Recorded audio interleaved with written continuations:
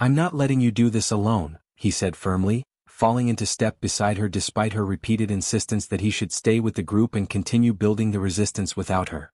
"You can be as stubborn and self-sacrificial as you want, but I'm your mate.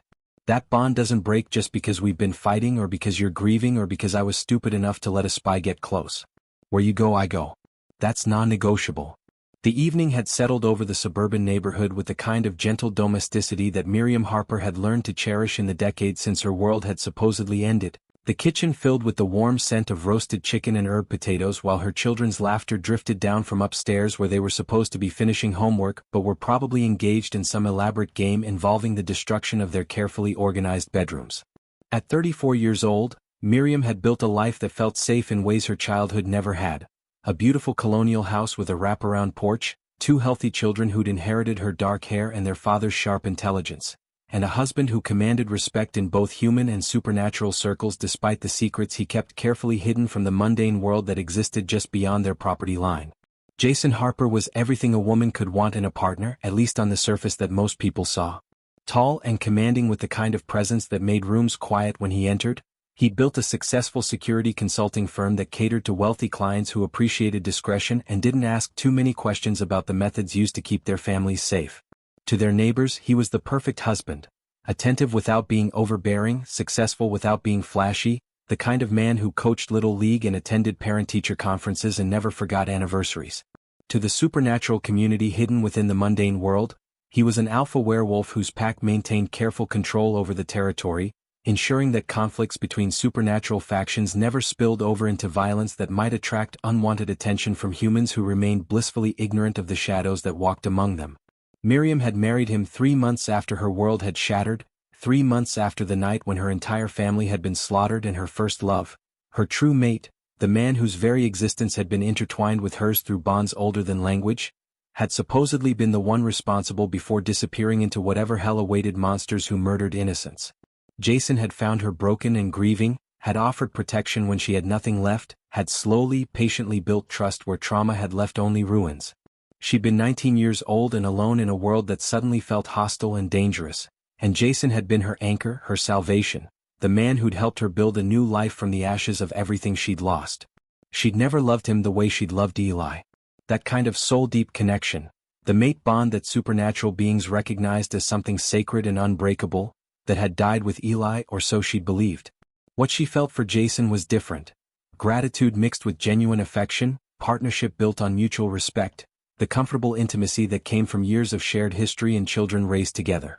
It wasn't the consuming passion of her youth, but it was real and it was hers, and she'd learned to be content with the life they'd built together even if sometimes, late at night when sleep proved elusive, she'd remember what it felt like to be young and in love with someone who'd known her soul before he'd ever learned her name. "Mom?" Her daughter Emma's voice carried down the stairs with a particular tone that suggested either dire emergency or dramatic exaggeration, the line between the two being perpetually blurred in the mind of an 11-year-old. "Tyler says I can't use the blue markers because he needs them for his stupid project, but I was using them first and he's being completely unreasonable. They're my markers." Tyler shouted back with the righteous indignation of a 9-year-old defending territory. "You took them from my room without asking, which is basically stealing, which makes you a thief." Miriam smiled despite the headache building behind her temples, the familiar rhythm of sibling conflict somehow comforting in its normalcy. "Share the markers or I'm confiscating them entirely," she called back, wiping her hands on a kitchen towel. "Dinner's in 10 minutes, so whatever art emergency you're both having needs to reach some kind of diplomatic resolution before you come downstairs." The argument continued upstairs with slightly lower volume, and Miriam returned her attention to setting the table with the casual efficiency of someone who'd performed this domestic ritual thousands of times. Jason would be home any minute. His meetings usually wrapped up by 6 on Thursdays, and then they'd have their standard family dinner where the children would complain about school and Jason would share carefully edited versions of his workday and Miriam would mediate conflicts and portion out vegetables with the authority of someone who'd perfected the art of making broccoli seem non-negotiable. It was ordinary. It was predictable. It was safe. And then the doorbell rang. Something in that simple sound made Miriam's heart stutter in her chest with a premonition she couldn't quite name, an instinctive warning that whispered through her blood in ways she'd learned to ignore over the years of living among humans who didn't hear the world's hidden warnings. She'd been born with banshee blood running through her veins, an inheritance from her Irish grandmother who'd spoken in whispers about women in their family who could hear death approaching, who screamed warnings that saved lives or mourned losses that couldn't be prevented. But Miriam had never manifested those abilities beyond occasional intuitive flashes she usually attributed to anxiety rather than supernatural heritage, and she'd learned to dismiss the whispers as imagination rather than prophecy. Still, something about that doorbell made her hesitate before answering, made her glance toward the stairs where her children were still arguing about markers, made her wish Jason was already home instead of still 15 minutes away. She moved toward the front door with steps that felt heavier than they should, her hand reaching for the deadbolt with fingers that trembled slightly despite her attempts at rationality. The man standing on her porch looked like death had spat him back out with reluctance. What? Miriam's breath left her lungs in a rush that left her dizzy, her hand gripping the doorframe for support as her mind struggled to process what her eyes insisted was real despite logical impossibility. Eli, her first love, her true mate, the man she'd mourned for a decade, stood on her suburban porch looking like he'd clawed his way out of hell itself. His clothes were filthy with mud that looked disturbingly like grave dirt, his dark hair hanging lank around a face that was gaunt and haunted in ways that spoke of suffering beyond anything her comfortable life could comprehend. But it was his eyes that destroyed her, those same green eyes she'd fallen in love with when they were both too young to understand what forever meant, now burning with fury and grief and something that looked terrifyingly like accusation. "Hello, Miriam." His voice was rough, damaged, like he'd forgotten how to speak during whatever nightmare had held him for the past decade. "Surprised to see me? I imagine you are, considering you probably thought I was dead. Considering everyone thought I was dead. Considering I was supposed to be dead. Eli." His name came out barely above a whisper, her throat closing around syllables that felt foreign after years of deliberate forgetting. You can't be, this isn't real?" He stepped closer, and Miriam caught the scent of earth and decay and something else underneath, the familiar scent of him, the mate bond she'd thought broken, recognizing what her mind refused to accept. "I'm very real, Miriam. As real as the grave I've been buried in for the past 10 years. As real as the wolfsbane that kept me trapped there, kept me weak, kept me from healing or escaping or doing anything except slowly going insane in the darkness while you." His eyes traveled past her, taking in the warm house with its family photos and comfortable furniture. "While you moved on. Built a new life. Had children with the man who put me in that grave." The accusation in his voice finally penetrated the shock that had frozen her mind, and Miriam felt anger spark to life alongside the grief and confusion. "What are you talking about? You killed my family. Jason told me, everyone told me you slaughtered them and disappeared. We searched for you for months. I mourned you. I buried an empty coffin because there wasn't even a body to lay to rest. Don't you dare show up after a decade and act like I somehow betrayed you when you—" "I killed no one," Eli interrupted, his voice dropping to dangerous quiet. "And you want to know how I'm sure of that, Miriam? Because the man who actually did murder your family, every single one of them, including your little brother who was all of 12 years old, that man is the same one who trapped me in a grave laced with wolfsbane before I could get back to you, before I could protect you, before I could expose him for the monster he actually is. That man is your husband. Jason Harper didn't save you from a killer, Miriam. He is the killer. And you married him." The world tilted sideways, reality fracturing along fault lines Miriam hadn't known existed. No, that's not, Jason wouldn't. You're lying. You have to be lying because— Mom?" Emma's voice drifted down from upstairs, innocent and unconcerned. "Is someone at the door? Can we come down now? I'm starving and Tyler won't stop." "Stay upstairs." Miriam's voice came out sharper than she'd intended, panic making her maternal instincts override everything else. "Both of you stay in your rooms. Don't come down until I say so. Do you understand me?" The sudden seriousness in her tone must have penetrated even Tyler's perpetual obliviousness because both children responded with subdued acknowledgement, their footsteps retreating down the hallway with surprising compliance. Miriam turned back to Eli, her mind racing through 10 years of memories and trying to make them align with accusations that felt impossible yet somehow rang true in ways she didn't want to examine. "Come inside," she said finally, stepping back from the door with movements that felt mechanical. "If you're going to destroy everything I believe about my life, you can at least do it somewhere my children can't overhear." Eli followed her into the living room, moving with the careful precision of someone who'd spent so long in confined darkness that open spaces felt foreign and potentially hostile. He stood in the center of her comfortable suburban sanctuary, the room where her children did homework and watched movies, where Jason read the newspaper on Sunday mornings, where family life happened in all its mundane glory, and looked at her with eyes that held more pain than any person should be able to survive. "Tell me," Miriam said, her voice steadier than she felt. "Tell me everything." "And Eli?" Her voice broke slightly. "Please tell me you're lying. Please tell me this is some kind of mistake or misunderstanding or anything except what it sounds like. Please." "I wish I could," Eli replied quietly. "I wish I could tell you that I'm wrong, that I'm crazy from being buried alive for a decade, that your perfect life with your perfect husband is exactly what it appears to be. But Miriam, I can't lie to you. Not about this. Not about what he did." The sound of a key in the front door lock made them both freeze, made Miriam's heart hammer with an entirely new species of fear as Jason's familiar footsteps crossed the threshold. He called out his usual greeting, "Honey, I'm home. Something smells amazing." And the normalcy of those words felt obscene given the conversation they'd interrupted. Jason appeared in the living room doorway still wearing his suit from work, his expression shifting from pleasant anticipation to carefully controlled alarm as he registered Eli's presence. "Miriam, step away from him. Right now." "Jason," Miriam's voice shook. Eli says that you're the one who killed my family. That you buried him alive. That everything you've told me for the past 10 years has been lies. Tell me he's wrong. Please, Jason. Tell me he's insane or mistaken or anything except right about this." For a long moment, Jason was silent, his expression cycling through calculations that Miriam recognized with creeping horror as the face of someone deciding which lie would be most effective rather than someone preparing to tell the truth. Then, slowly, his features rearranged themselves into something she'd never seen before, cold amusement mixed with contempt that made the man she'd married feel like a stranger wearing a familiar mask. "I should have made sure you were actually dead," Jason said, addressing Eli with the casual tone someone might use to discuss a minor household repair that had been inadequately completed. "Should have checked the grave, verified the body, ensured the wolfsbane was concentrated enough that you'd never heal enough to escape. But I was young and arrogant, and I assumed being buried alive in a coffin laced with poison would be sufficient to keep you contained permanently. Apparently, I underestimated your capacity for survival. Won't make that mistake again. Jason." Miriam's voice came out barely above a whisper. "What are you saying? Why are you, this isn't?" "Oh, Miriam." Jason's laugh was genuinely amused in ways that made her stomach turn. "Did you really think I loved you? That I married you because I was captivated by your grief-stricken beauty or charmed by your naive optimism? I married you because I thought you'd inherited your grandmother's banshee powers?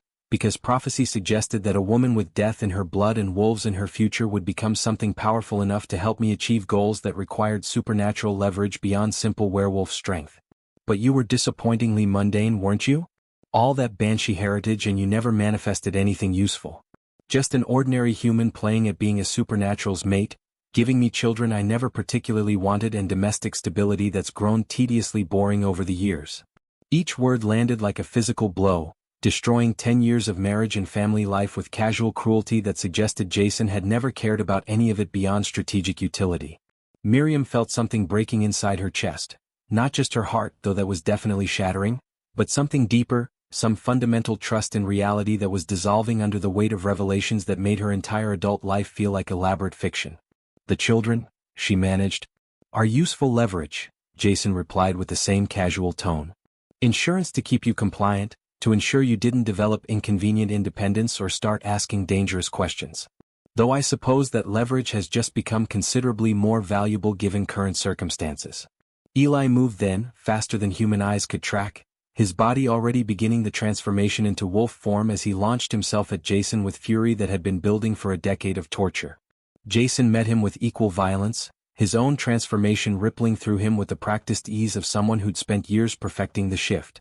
They collided in the center of the living room, two massive wolves, one dark and one gray, teeth and claws tearing into each other with savage intent while Miriam screamed for them to stop, her voice rising with panic that had nothing to do with concern for Jason and everything to do with terror that her children would witness whatever violence was about to unfold. The wolves crashed through furniture that had been carefully selected from catalogs, demolished the coffee table where family game nights happened, sent framed photographs cascading to the floor where glass shattered and memories scattered. Blood sprayed across walls that had been painted cheerful colors meant to create warmth, and Miriam's screaming finally penetrated enough that both wolves hesitated, circling each other with lethal intent while she stood between them with her hands raised in futile gestures of peacekeeping. "Please," she sobbed. "Please stop. My children are upstairs." Whatever needs to be resolved between you, whatever truth needs to be faced, please don't do it like this. Not here. Not where they can hear. Your children, Jason said, his wolf form speaking with the supernatural ability that alpha werewolves possessed, are about to witness exactly what their mother married. What she chose over her true mate. What pathetic weakness she displayed by believing my lies for a decade. He moved faster than Miriam could process, his massive wolf form bearing down on her with jaws that opened wide enough to encompass her throat. She had one moment to understand that he intended to kill her, that 10 years of marriage and 2 children meant nothing when weighed against his bruised ego and tactical convenience. And then his teeth sank into her shoulder with force that sent agony exploding through her nervous system in ways that transcended simple physical pain. This wasn't just a bite. This was transformation forced upon someone who'd never been meant to become werewolf, venom flooding her system in quantities that would either kill her or change her in ways that natural werewolves couldn't predict. Miriam felt her banshee blood reacting violently to the intrusion, felt something awakening in her DNA that had been dormant for generations, felt prophecy igniting in her veins like fire consuming dry timber. Her scream when it came wasn't quite human. It held harmonics that shattered the remaining windows, held frequencies that made both wolves whimper and flatten their ears against their skulls, held power that Miriam had never known she possessed rising from the place where her grandmother's heritage met Jason's venom in catastrophic collision. Then came the fire. Jason released her throat, his wolf form backing away from the woman whose blood had just proven considerably more interesting than he'd anticipated over the past decade. But he'd already made his decision. If Miriam was going to manifest banshee abilities combined with werewolf transformation, she was too dangerous to allow to survive. He'd cut his losses, eliminate the evidence, start fresh somewhere else with the advantage of having tested his theories about supernatural hybridization even if the results had proven more volatile than he'd hoped. He moved through the house with supernatural speed, his wolf form carrying accelerants he'd prepared years ago for exactly this kind of emergency scenario, because alpha werewolves who'd spent decades climbing power structures learned to always have exit strategies for when circumstances turned against them. Fire bloomed in his wake, consuming curtains and carpet, spreading across walls with unnatural hunger that suggested chemical enhancement rather than simple combustion. No. Miriam's voice came out distorted, her vocal cords still vibrating with frequencies she didn't understand. My children. Emma. Tyler. She tried to move toward the stairs but her body was already starting the transformation, her bones beginning to reshape in ways that sent fresh agony cascading through her nervous system, her consciousness fracturing under the combined weight of physical trauma and supernatural change. Eli, still in wolf form, made the calculation in the split second before Miriam collapsed completely. The fire was spreading with preternatural speed, the upstairs already consumed in flames that would make rescue impossible for anyone without supernatural resistance to heat and smoke. He could try to reach the children, could attempt to navigate burning hallways and collapsing structure on the slim chance they were still alive and accessible. Or he could save Miriam, could grab the woman he'd loved for longer than she'd been alive, the mate whose bond he'd never broken despite a decade of torture meant to destroy him. It wasn't really a choice. It was the decision his wolf made before his human mind could even fully process the options. He grabbed Miriam's unconscious form with jaws careful enough not to damage her further, dragged her toward the kitchen where the back door offered escape that wouldn't deposit them directly in front of the neighbors who were already emerging from their homes drawn by the smell of smoke and the sound of sirens approaching from the fire station 3 miles away. The last thing Eli needed was witnesses who could describe the massive wolf carrying a woman's body into the darkness while a house burned behind them. They disappeared into the woods that bordered the suburban development, the thin strip of nature that developers had left standing to create the illusion of rural privacy, and Eli ran with Miriam's limp form until his wolf stamina finally gave out miles from the burning house, miles from the scene of destruction that would dominate local news for days while authorities tried to piece together what had happened to the Harper family.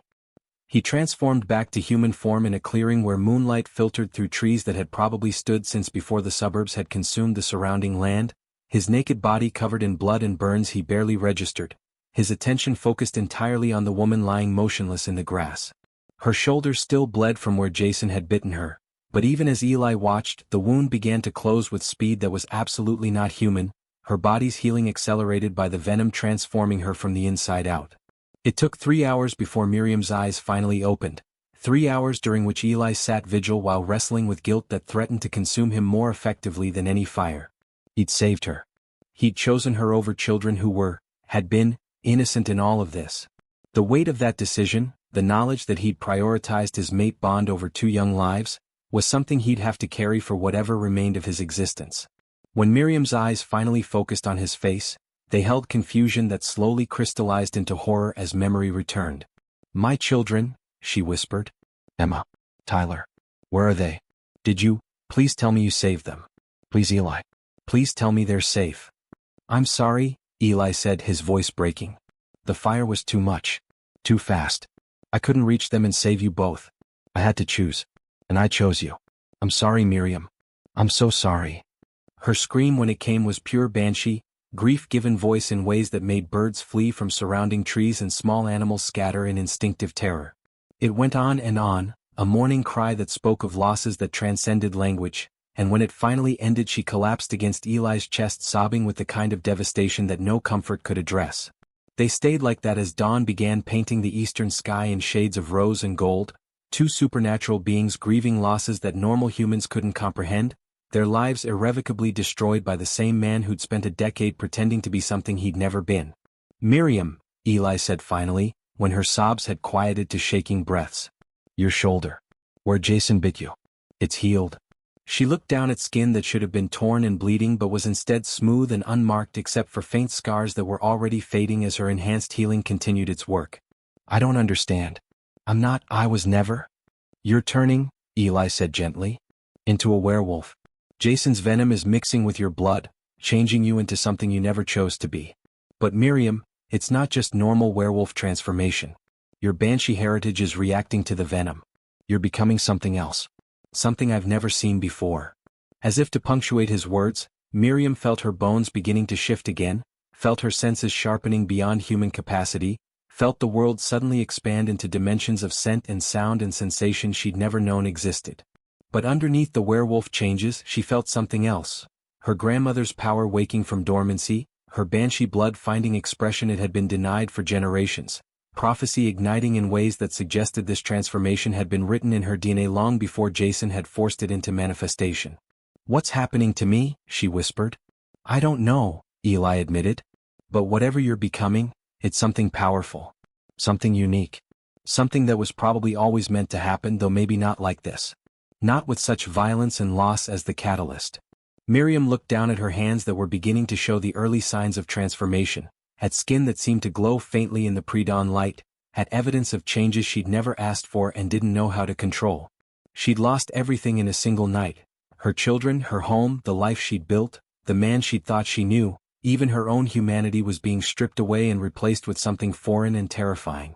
But as she stared at her changing hands, as she felt power building in her blood that spoke of vengeance and justice and the kind of fury that could reshape worlds, Miriam understood something that would have seemed impossible just hours earlier. She wasn't broken. She was awakening. And Jason Harper had just created something far more dangerous than he'd ever intended. The transformation took 3 days of agony that made Miriam wish repeatedly for death. 3 days during which Eli kept watch over her writhing body while her bones restructured themselves and her DNA rewrote itself into configurations that should have been impossible. 3 days during which her screams, sometimes human, sometimes banshee, sometimes the howls of a wolf discovering its voice, echoed through the forest clearing that had become their temporary sanctuary from a world that would hunt them the moment they emerged.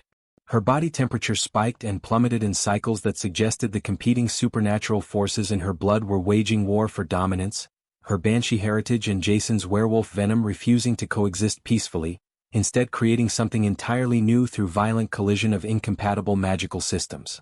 Eli did what he could to ease her suffering, which amounted to very little beyond keeping her hydrated and ensuring she didn't hurt herself during the convulsions that racked her body when transformation seized control. He'd been through first change himself when he was 16, a family tradition for werewolves born rather than turned, the controlled transformation that happened under full moon with pack elders guiding the process and ensuring safety. But what Miriam was experiencing bore no resemblance to the relatively structured process of natural werewolf inheritance.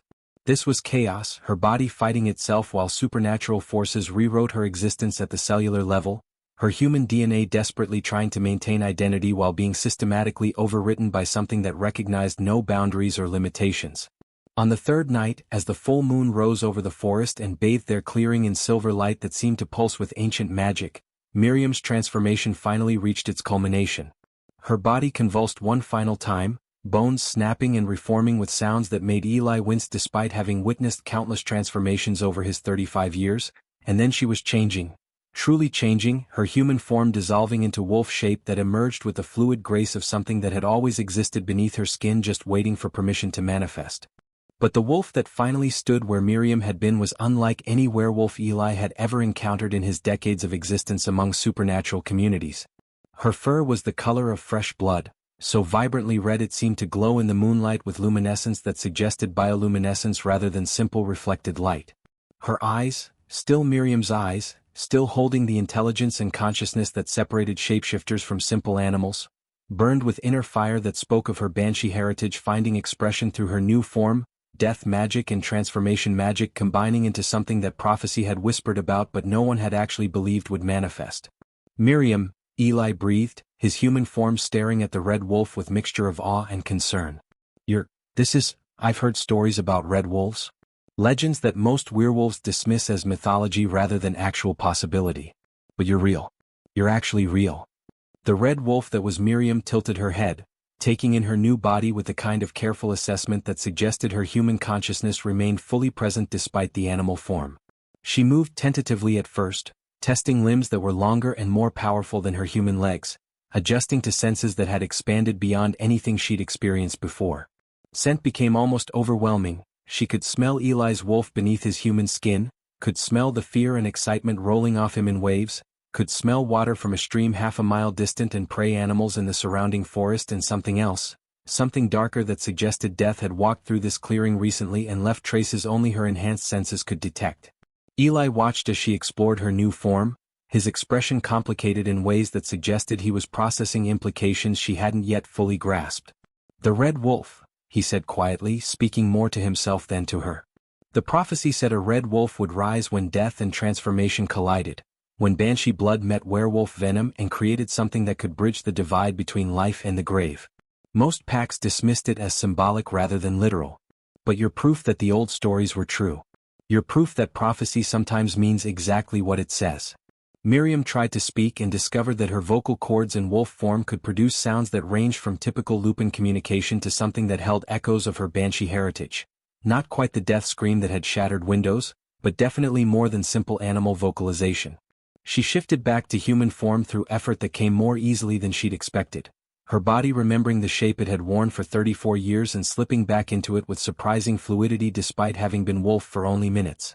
"What does the prophecy say?" she asked, her human voice still carrying harmonics that suggested her banshee abilities had been permanently enhanced by the transformation. "What does it mean that I'm the red wolf?" "It means you're going to be hunted," Eli replied grimly. "By everyone. Jason will want you dead because you're evidence of what he did and because you're too powerful to allow to exist outside his control.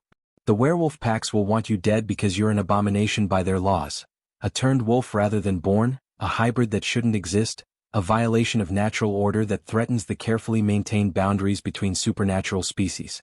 And the humans?" He gestured vaguely toward the distant suburbs. "The humans already think you're a murderer. Jason made sure of that." The reminder hit Miriam like cold water, the brief distraction of her transformation giving way to the reality she'd been trying not to face. Her children were dead. Her home was destroyed. And somehow, in the narrative that had already begun spreading through news channels and social media, she and Eli were the villains rather than the victims. Fugitives suspected of killing Jason's children and burning his house. Dangerous individuals who should be reported immediately if spotted by law-abiding citizens. "He's controlling the story," Miriam said, her voice flat with the kind of rage that was too deep for simple anger. "Making himself the victim. Making us the monsters. How is he even doing that? How is he making the human authorities believe?" "Because he's been building connections for decades," Eli interrupted.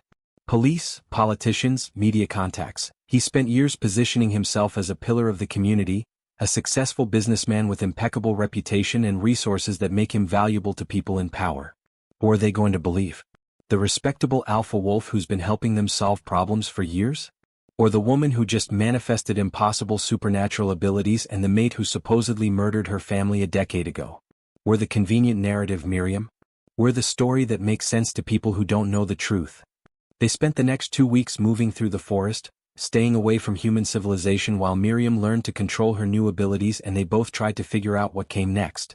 Eli taught her the basics of werewolf existence: how to shift without losing consciousness, how to manage enhanced senses that could overwhelm untrained minds, how to hunt and track and survive using instincts she'd never known she possessed. But the banshee aspects of her transformation remained largely mysterious, manifesting in unpredictable ways that suggested her grandmother's heritage was following its own rules rather than conforming to werewolf expectations. She could hear death approaching. Not in vague premonitions or symbolic dreams, but in actual acoustic warnings that her enhanced senses processed as three-dimensional sound mapping of when and where mortality would strike. A deer in the forest would trigger a soft chime in her consciousness 30 seconds before a hunter's bullet found its mark. A bird flying overhead would create dissonant notes when its heart was about to fail from age or disease. And humans, the few they encountered at a distance during their travels, created symphonies of mortality in her consciousness, complex arrangements of sound that predicted everything from imminent heart attacks to car accidents that would happen hours later. "It's overwhelming," Miriam admitted one evening as they made camp in a cave that offered shelter from the autumn rain that had been falling steadily for hours. "Hearing everyone's death like background music. Knowing when and how people are going to die and not being able to do anything about it. Is this what my grandmother experienced? This constant assault of mortality predictions?" "I don't know," Eli replied honestly. "Traditional banshees usually experience their gift as selective. Only family deaths, only particularly significant mortalities. But you're not a traditional banshee anymore. You're something new. Something that combines death magic with transformation magic in ways that amplify both rather than diminishing either. Maybe your range is just wider. Maybe you can hear more because you're more." It was during their third week in the wilderness that they encountered the witch, an ancient-looking woman who appeared in their camp one night without triggering any of the warnings or alerts that should have announced her presence. She simply materialized by their campfire as if she'd always been sitting there, her weathered face suggesting centuries of existence despite eyes that held the sharpness of someone in their prime. "The Red Wolf," the witch said without preamble, her voice carrying accents that suggested English wasn't her first language and probably hadn't been for several of her native tongues either. "Finally manifested after generations of prophecy and waiting. Though I confess, I didn't expect the circumstances to be quite so tragic. The prophecy said transformation would be violent, but it didn't specify the violence would claim innocent children." "Who are you?" Miriam demanded, her body already shifting toward defensive posture while her banshee senses tried to determine if this woman represented threat or ally. "Someone who's been watching supernatural bloodlines for longer than your family has existed," the witch replied. "Someone who knows that you're the fulcrum upon which everything is about to pivot.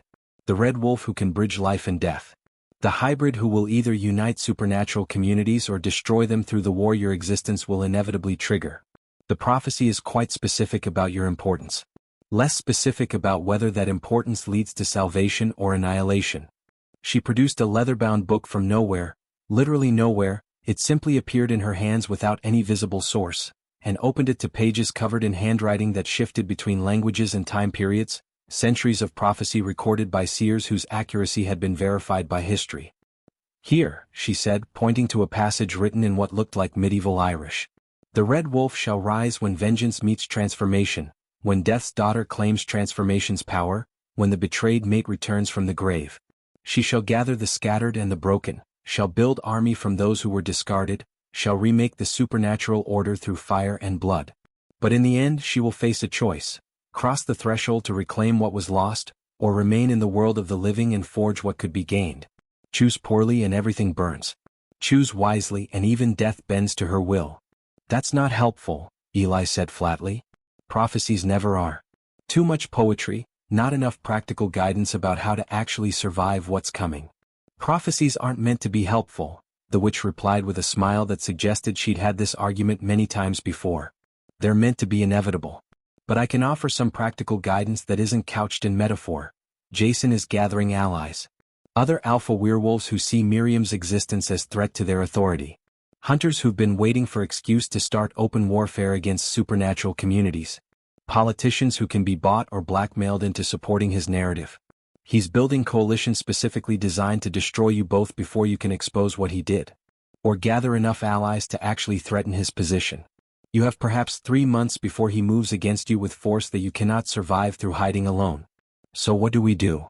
Miriam asked, feeling the weight of impossible decisions pressing down on her shoulders. "We can't hide forever. We can't fight an entire coalition alone. We can't, her voice broke. We can't even mourn properly because we're too busy trying to survive. You gather your own army, the witch replied simply. The scattered and the broken, just as the prophecy said. Omega werewolves who've been cast out from their packs for violations of arbitrary rules. Witches who've grown tired of maintaining neutrality while alphas abuse their power. Supernatural beings who've lost family and homes to Jason's decades of manipulation and violence. They're out there, Miriam. Waiting for someone brave enough or desperate enough to unite them against common enemy. You're both brave and desperate. That makes you perfect for the role prophecy has assigned you. She stood, her form already beginning to fade in ways that suggested teleportation or illusion rather than simple departure. One more warning though, free of charge because I'm feeling generous and because prophecy says you'll need it. Someone in your inner circle will betray you. Someone you trust will be working for Jason. The prophecy isn't clear about who or when, only that the betrayal will nearly destroy you before it ultimately makes you stronger. Guard your heart, Red Wolf. Not everyone who offers help actually wants you to succeed. Then she was gone, disappeared completely as if she'd never been there, leaving only the leather-bound book of prophecies sitting beside the campfire like evidence that the conversation had been real rather than shared hallucination. Well, Eli said after a long silence. That was simultaneously helpful and terrifying. Should we follow her advice? Start gathering allies and building this prophesied army? Or should we keep hiding and hope Jason eventually loses interest? He's never going to lose interest, Miriam replied, staring at the book without quite daring to touch it yet. Not while I'm alive and capable of exposing what he did. Not while I represent threat to the power structure he spent decades building. And, her voice hardened with decision. Not while he's still breathing and unpunished for murdering my children. I'm done hiding, Eli. I'm done being the victim of his manipulations. If prophecy says I'm supposed to build an army and remake the supernatural order, then that's exactly what I'm going to do. Because the alternative is spending the rest of my life running from a monster who stole everything I loved. They began traveling with purpose after that, following leads and rumors about supernatural beings who might be receptive to joining a rebellion against established alpha authority. They found Omega's first, werewolves who'd been exiled from their packs for crimes ranging from falling in love with the wrong person to questioning alpha decisions to simply being born wrong according to pack politics. These were broken people, many of them barely surviving on the edges of supernatural society, and Miriam's message of revolution and redemption found fertile ground among those who had nothing left to lose. A wolf named Marcus joined them first, a former beta who'd been cast out when he'd objected to his alpha executing a teenager for the crime of being gay. Then came Sarah and her sister Jennifer, twins who'd been exiled for practicing witchcraft in addition to their werewolf heritage, their mixed supernatural abilities making them abominations by traditional pack law. Others followed, a steady trickle of discarded and desperate individuals who saw in Miriam something they'd been taught was impossible. A werewolf who cared about justice over tradition, who valued people over power structures, who represented the possibility that supernatural society could be something other than endless hierarchy maintained through violence and fear. But as their group grew, so did the tensions Miriam had been trying to ignore. Eli remained at her side constantly, protective, devoted, clearly hoping that their mate bond would eventually re-establish itself now that they'd been reunited. But Miriam's grief over her children created barrier between them that even supernatural connection couldn't quite breach. She knew intellectually that Eli had made impossible choice in that burning house, that saving her over children he'd never met was understandable even if not forgivable. But emotionally, some part of her couldn't stop wondering if he'd prioritized their mate bond over innocent lives, couldn't stop feeling that his choice had been fundamentally selfish even if tactically sound. The distance between them created opportunity for complications neither had anticipated. Axel appeared during their second month of gathering allies, a soft-spoken Omega with gentle eyes and a tragic backstory about being exiled for refusing to participate in pack violence against humans who'd accidentally witnessed a transformation. She was helpful and unobtrusive, always offering to take watch shifts or hunt for food, never demanding attention or recognition, just quietly making herself useful in ways that earned trust without seeming to seek it. Miriam appreciated her. Eli, Miriam noticed with growing discomfort, appreciated her considerably more. It started innocently enough. Conversations around the campfire that lasted longer than necessary. Shared watches where they'd talk quietly while others slept. Eli teaching Axel combat techniques that she claimed to need for self-defense, their bodies moving in close contact that looked entirely professional except for the way Axel's hand would linger on his shoulder just slightly too long, The way Eli's corrections involved touching that seemed excessive for the actual instruction being provided. "You're spending a lot of time with Axel," Miriam said one evening, trying to keep her voice neutral despite the jealousy that had been building for weeks. "She needs training," Eli replied, his tone suggesting he didn't see the problem. "Most Omegas don't receive proper combat instruction. If she's going to be part of this group, she should know how to defend herself." "Right. Training. That's definitely all that's happening during your private sessions that always seem to occur when I'm busy with other things." Eli's expression shifted to irritation. "Are you seriously suggesting I'm, what? Cheating on you? We're not together, Miriam. You've made that abundantly clear every time I've tried to rebuild what we had. You barely touch me. You flinch when I get too close. You've been grieving your children and your old life so completely that there's no room for me except as convenient protector and tactical advisor. So forgive me if I've been finding conversation and connection with someone who actually wants to spend time with me." The words hit harder than any physical blow could have, partially because they contained truth Miriam didn't want to acknowledge. She had been pushing Eli away. She had been so consumed by grief and rage and the overwhelming demands of building a resistance that she'd neglected the mate bond that was supposed to be unbreakable. But knowing she'd contributed to the distance between them didn't make watching him grow closer to Axel any less painful. "Fine," Miriam said coldly. "Spend time with whoever you want. Just don't expect me to pretend I don't notice what's happening." That night, unable to sleep and too restless to remain in camp, Miriam went for a walk that took her to the edge of their current territory where she could see distant city lights and remember what civilization looked like before her life had exploded. She was standing there contemplating futures that all seemed equally impossible when her banshee senses suddenly screamed a warning that made her entire body go rigid with premonition.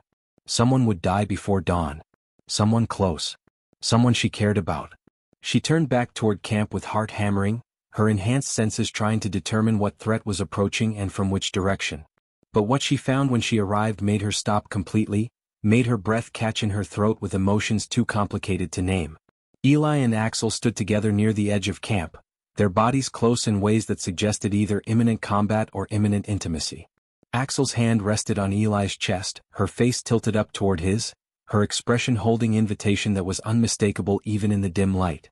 And Eli wasn't pulling away. He was leaning closer, his own hand coming up to cup Axel's face, his expression suggesting he was about to kiss her.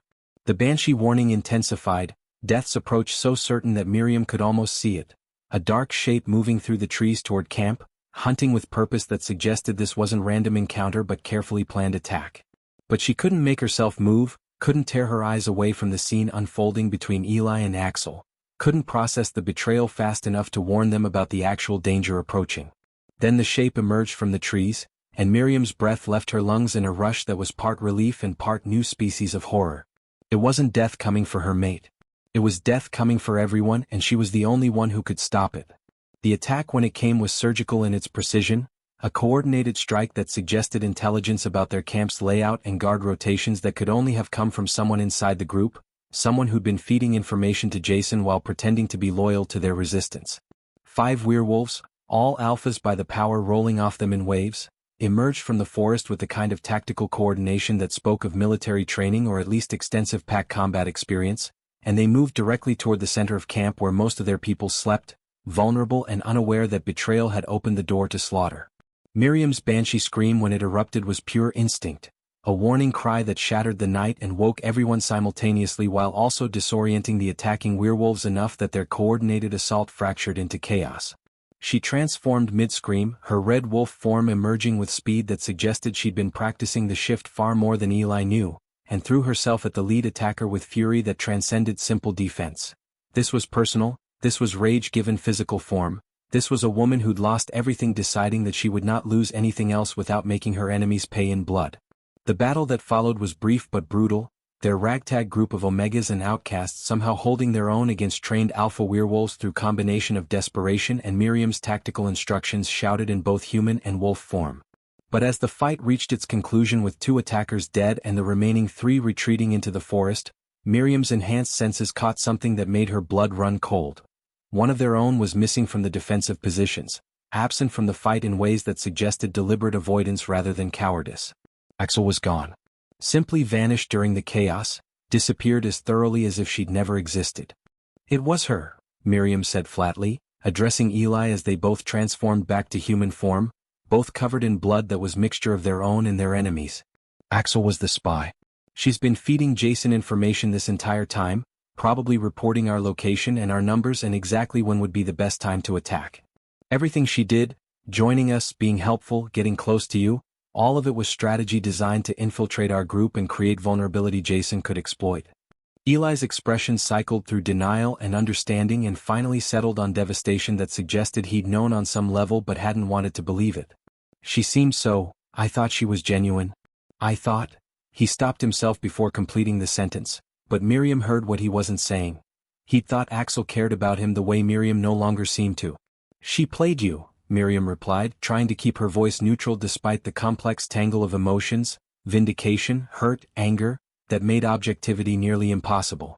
She identified your weakness, exploited your need for connection that I wasn't providing, used you to gain access to information Jason needed. It's not your fault for wanting to feel valued. But it is your fault for trusting her without verifying her story or questioning whether her helpfulness was genuine or tactical. The accusation landed hard, and Miriam watched Eli's face close down into defensive anger that suggested she'd hit too close to truths he wasn't ready to acknowledge. Right.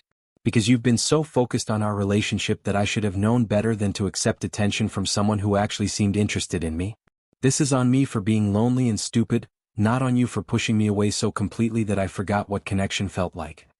They might have continued the argument, might have said things they'd regret and damaged their already strained relationship beyond repair, if Marcus hadn't interrupted with urgent news that changed everything. Eli, we caught one of the attackers. The beta who was covering the eastern approach. He's alive and talking. And what he's saying, you both need to hear this. The captured werewolf was in bad shape, his wounds healing slowly in ways that suggested severe silver poisoning from weapons their people had been carrying specifically for this kind of defense. But he was conscious and apparently willing to trade information for medical treatment, his eyes holding fear that suggested he'd already calculated that his chances of survival were better throwing himself on their mercy than trying to return to Jason with news of failed mission. I'll tell you everything, he gasped, blood bubbling at his lips in ways that suggested internal injuries that were beyond their limited medical capabilities. Just, please, I don't want to die for Jason's obsession. This wasn't supposed to be suicide mission. We were supposed to capture the Red Wolf, not fight an entire camp of desperate wolves who'd rather die than surrender. Talk, Miriam commanded, her Red Wolf form manifesting partially in ways she'd learned to control, just her eyes and teeth transforming, just enough to remind him exactly what he was dealing with without fully shifting. What is Jason planning? What does he want with me? Your children, the dying werewolf replied, and the world stopped. They're alive. He kept them alive as leverage, as insurance policy in case you survived the fire and came after him. They're being held at his compound upstate, guarded constantly, used as hostages to ensure that if you're ever captured, you'll do whatever he demands to keep them safe. The words hit Miriam like physical impact, stealing her breath and making her knees buckle despite her supernatural strength. Alive. Her children were alive. Emma and Tyler hadn't died in the fire. They'd been taken, stolen, held captive for 2 months while she'd mourned them and built a resistance and transformed into something that could actually threaten Jason's power. Everything she'd believed about that night, every moment of grief and guilt and rage, all of it had been based on lies Jason had carefully constructed to break her spirit while also creating perfect leverage for when she inevitably came for him. You're lying, Eli said, but his voice held hope rather than conviction. Jason wouldn't keep them alive. He's too strategic for that. Living hostages create complications, require resources, represent risks that he wouldn't accept just for potential leverage over someone he expected to die in the fire. He didn't expect her to survive, the werewolf replied, his voice getting weaker as blood loss and silver poisoning continued their work. No one expected the Red Wolf prophecy to actually manifest. But when it did, when she became something powerful enough to actually threaten him, suddenly having her children alive became valuable insurance. He knew she'd come eventually. New grief and rage would drive her to confrontation. And when that happened, he wanted something that would make her surrender, something that would break her will to resist. What's more effective than children she thought were dead? Where?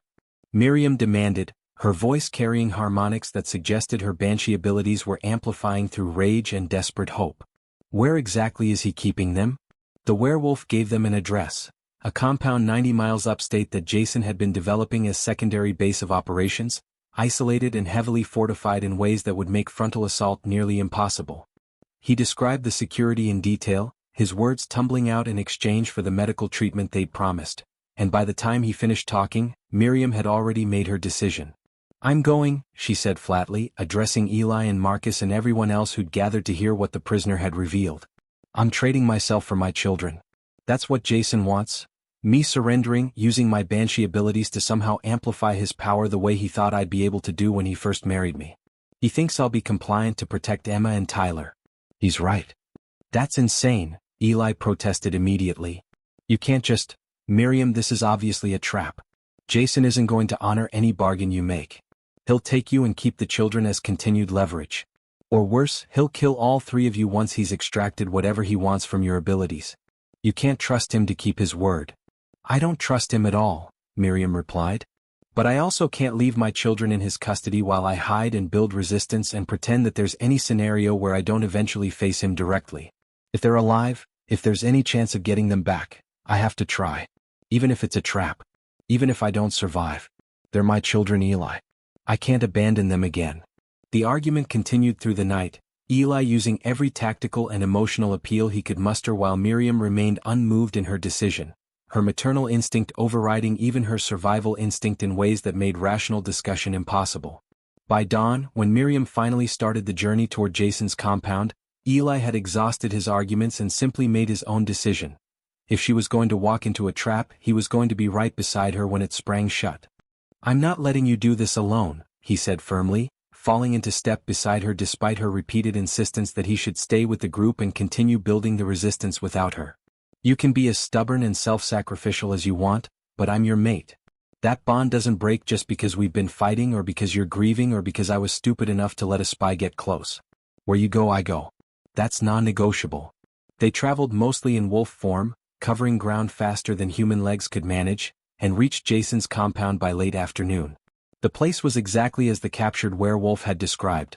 A fortified estate that looked like luxury resort on the surface but was actually military installation, with guard towers and surveillance systems and enough armed personnel to repel small army.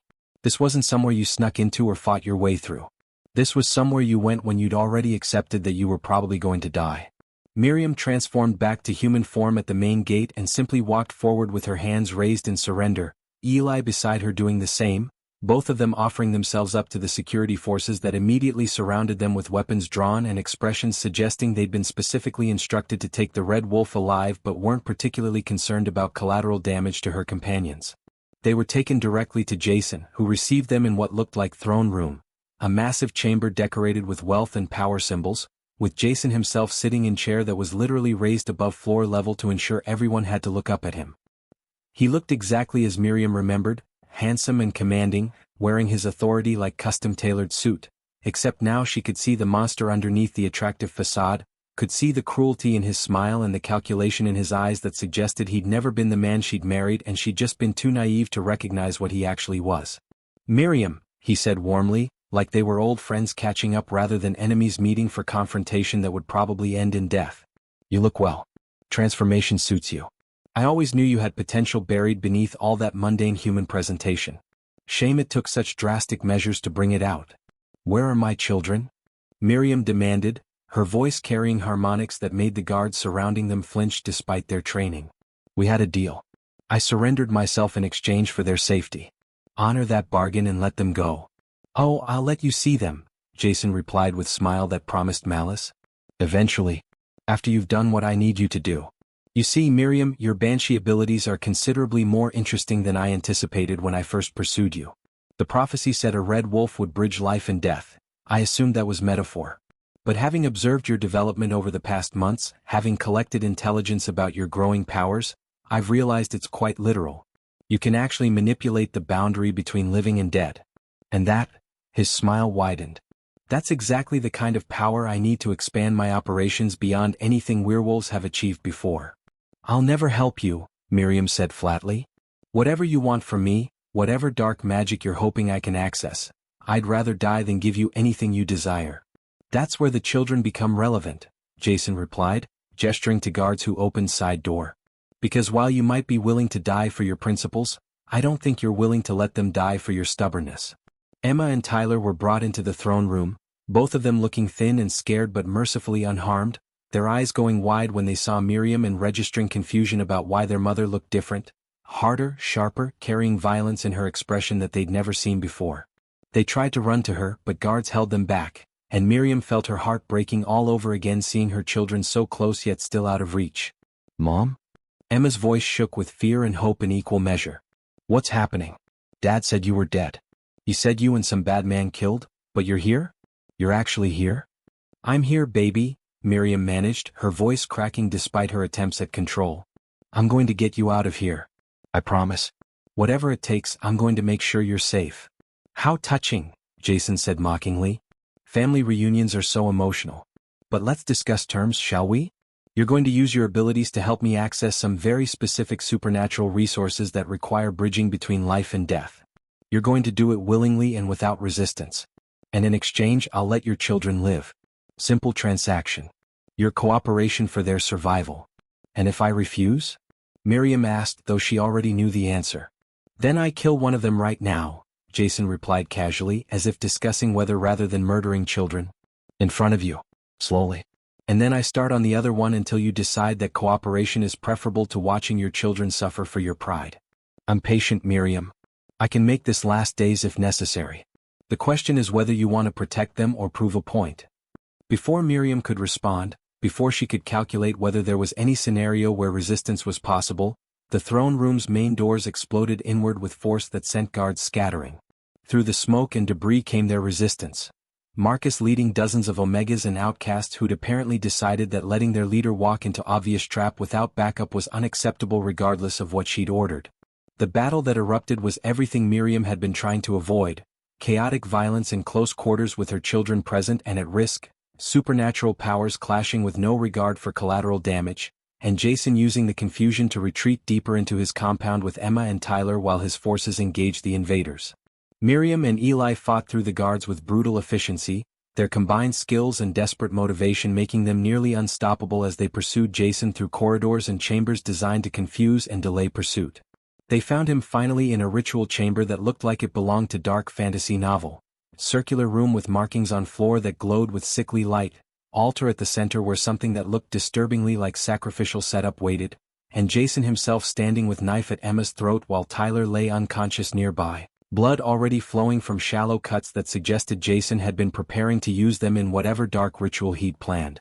"Stop," Jason commanded, his voice carrying alpha authority that made even Miriam's red wolf hesitate. "One more step and I open her throat. You know I'll do it, Miriam. You know I've killed children before. Your family 10 years ago, they weren't the first innocents I've murdered and they won't be the last. So unless you want to watch your daughter bleed out while I move on to your son, you'll do exactly what I tell you." Time seemed to slow as Miriam calculated options and found them all inadequate. She could try to rush him, but he'd kill Emma before she crossed half the distance. She could use her banshee scream, but the close quarters meant it might damage her children as much as Jason. She could surrender and hope he'd honor his word, but she knew with absolute certainty that he had no intention of letting any of them survive once he'd gotten what he wanted. There were no good choices. Only terrible ones and slightly less terrible ones. "I'll do it," Miriam said, her voice steady despite the terror making her hands shake. "Whatever ritual you need performed, whatever power you want accessed, I'll cooperate fully. Just let them go first. Let Eli take them out of here to safety. Then I'll give you exactly what you want." Jason considered this, his expression calculating cost-benefit analysis in ways that suggested he was actually contemplating the offer rather than simply preparing to refuse. "No," he said finally.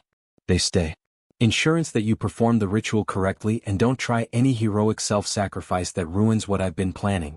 But," he smiled, "I will let the boy leave. As gesture of good faith. Your son in exchange for your full cooperation. Your daughter remains until the ritual is complete and I've confirmed it worked as intended. Take it or watch them both die." It was impossible choice, save one child or risk losing both. But looking at Tyler's unconscious form, seeing the blood still flowing from the cuts Jason had already inflicted, Miriam made the only decision maternal instinct would allow. "Deal. Let Tyler go with Eli. I'll cooperate completely with whatever you need." What happened next would haunt Miriam for whatever remained of her life. Jason performed his dark ritual with Miriam as unwilling conduit, forcing her to use her banshee abilities to reach across the threshold between life and death and pull back something. Some dark entity, some ancient power, that should have remained buried and forgotten. The pain was indescribable, feeling like her soul was being torn apart and reformed wrong, but she endured because Emma's life depended on her cooperation and because she'd already made her choice about which child she could save. But Jason had lied. Of course he'd lied. The moment the ritual concluded successfully, the moment he'd gotten what he wanted, he didn't release Emma. He laughed at Miriam's naive belief that he'd ever intended to honor any bargain, and moved the knife toward Emma's throat with every intention of killing her now that her usefulness as leverage had expired. That's when Eli made his choice. He'd been waiting at the chamber's entrance with Tyler, ready to retreat as soon as the ritual concluded. But seeing Jason prepare to murder Emma, understanding that Miriam's cooperation had been extracted through lies that Jason never intended to honor, Eli did the only thing his mate bond would allow. He charged across the ritual chamber with speed that suggested he'd been preparing for exactly this possibility, his body transforming mid-leap into full wolf form, and hit Jason with enough force to send them both crashing away from Emma. What followed happened too fast for normal human perception to track. Jason and Eli fought with the savage intensity of alpha werewolves whose hatred had been building for a decade, their teeth and claws tearing into each other with no consideration for defense or survival, only mutual destruction. The ritual had left Jason temporarily weakened, the dark power he'd summoned taking more from him than he'd anticipated, and Eli exploited that weakness with the kind of ruthless efficiency that came from someone who'd spent 10 years buried alive fantasizing about exactly this confrontation. But Jason was still an alpha, still powerful even weakened, and he'd spent decades perfecting skills that Eli's torture had degraded. Their battle raged across the chamber, both of them bleeding from dozens of wounds, both of them fighting like they knew only one would leave alive. And then Jason got lucky, found an opening in Eli's guard, drove his teeth into Eli's throat with force that sent blood spraying across ritual markings that pulsed with renewed light as if fed by the violence. Miriam's scream when she saw Eli fall was pure banshee, death magic and transformation magic and rage combining into sound that actually shattered the windows and made structural supports crack with protest. She transformed fully into her red wolf form, the prophecy finally manifest in completeness, and threw herself at Jason with fury that transcended anything resembling rational strategy. This was grief given physical form. This was every loss and betrayal and moment of suffering finding expression through supernatural violence that rewrote the laws of reality through sheer force of will. The battle between the Red Wolf and the Alpha was brief and brutal. Jason was already wounded from fighting Eli, already weakened by the ritual, and Miriam was operating on pure instinct, death magic amplifying her werewolf abilities in ways that made her temporarily unstoppable. When her teeth finally found his throat, when she felt his life draining into the ritual chamber's cursed ground, Miriam experienced something she'd never felt before, satisfaction that came from watching someone truly deserve their death. Jason's forces retreated when their alpha fell, the supernatural hierarchy immediately recognizing that someone else now commanded the power vacuum he'd left behind. The resistance forces who'd invaded the compound started securing the location, ensuring no threats remained, establishing control over facility that represented significant tactical victory for their rebellion. But Miriam barely registered any of it. She transformed back to human form and crawled to where Eli lay dying, his human form emerging as transformation finally surrendered to mortality, blood pooling beneath him in ways that suggested minutes at most before the end. Emma was crying beside him, Tyler had woken and was screaming for his mother, but Miriam's entire world had narrowed to the man who'd saved her children at the cost of his own life. "Stay with me," she begged, her hands pressing futilely against wounds that were too severe for even werewolf healing to address. "Please, Eli. Please don't leave me again. Not now. Not after everything." "Save them," Eli managed, blood bubbling at his lips. "Your children. Kept my promise. Tell them I'm sorry. For choosing you over them before. But this time I chose them. Does that balance the scales?" "You don't need to balance anything," Miriam sobbed, her tears mixing with his blood on the ritual chamber floor. "You've always been enough. Always. I'm sorry I pushed you away. I'm sorry I made you feel like you weren't. I love you, Eli. I should have said it sooner. Should have." "No," he whispered, his hand coming up to touch her face one final time. "Always knew. Even when you couldn't say it. Mate bond, it doesn't lie. Love you too. Always have. Always."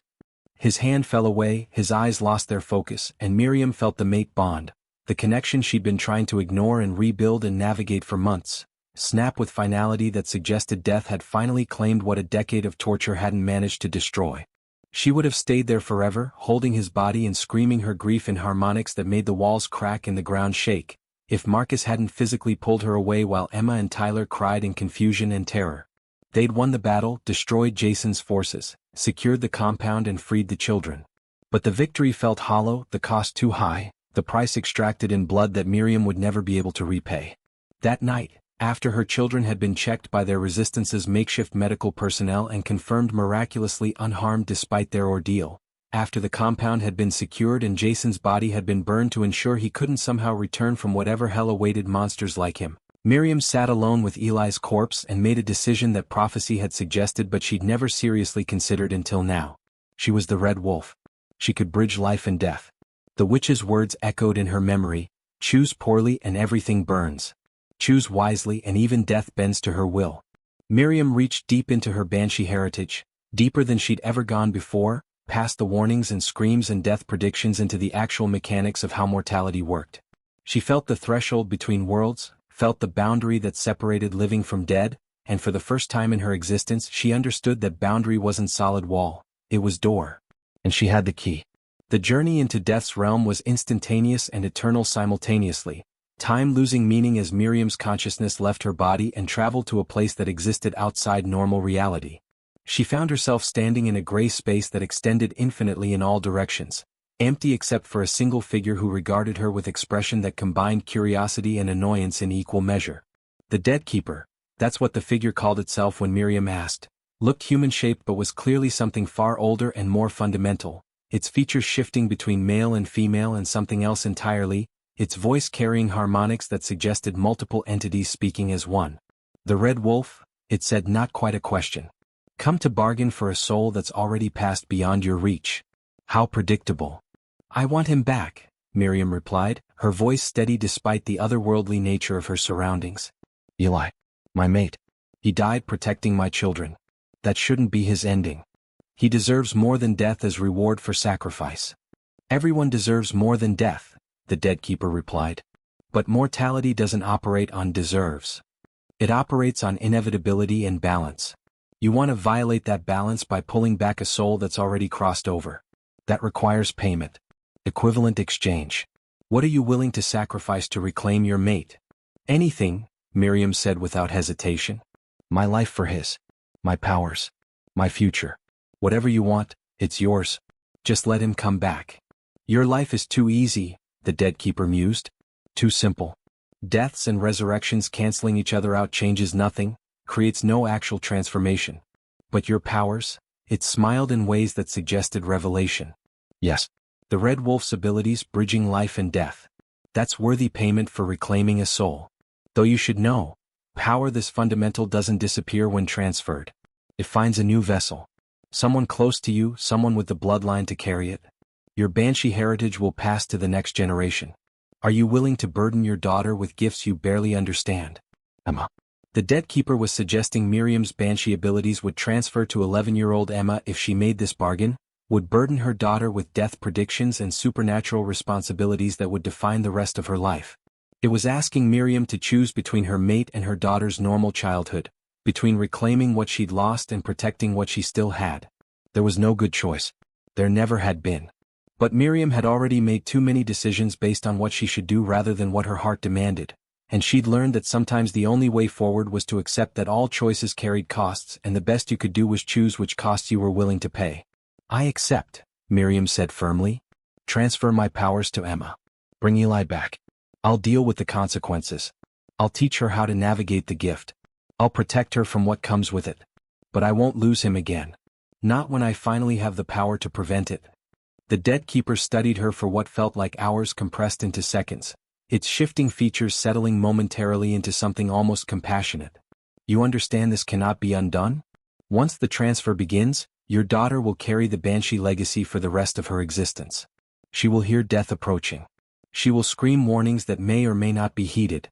She will stand at the threshold between worlds just as you do now, except she'll do it as a child first, before she has the wisdom or strength to manage what that means. I know, Miriam whispered, her voice breaking despite her determination. I know what I'm asking. What I'm taking from her. But Eli saved her life. He saved Tyler's life. He died so they could live and I can't. her breath hitched. I can't let that sacrifice be permanent when I have the power to reverse it.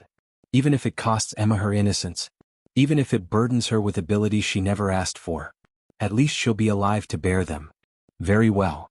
The Dead Keeper raised one hand, and Miriam felt something fundamental shift in the fabric of reality around them. The bargain is struck. Your banshee powers, the death sight, the prophetic screams, the ability to bridge the threshold, all of it transfers to your daughter Emma Harper, age 11, human born with latent supernatural heritage now awakened. In exchange, Eli Thorne returns to life, his soul recalled from death's embrace, his body restored to the moment before mortality claimed him. Power flowed out of Miriam like blood from a severed artery, draining from her in waves that left her gasping and hollow. She felt the banshee gift being extracted from her DNA, felt the death magic that had defined her transformation being systematically removed and redirected toward another vessel entirely. The loss was profound, not just losing an ability, but losing a fundamental part of who she'd become, losing the connection to her grandmother's legacy that had defined her existence since Jason's bite had awakened it. But as the power drained away, Miriam felt something else taking its place. Not emptiness but clarity. The constant assault of death predictions that had haunted her consciousness since her transformation suddenly went silent, leaving her mind quiet in ways she'd almost forgotten were possible. The weight of knowing when and how people would die lifted from her shoulders, and though part of her mourned the loss, another part felt relief so intense it bordered on euphoria. It is done, the Dead Keeper announced, its form already beginning to fade. Return to your world, Red Wolf, who is Red Wolf no longer. Your mate awaits, and your daughter inherits the burden you've passed to her. May you both find the strength to bear the consequences of this choice.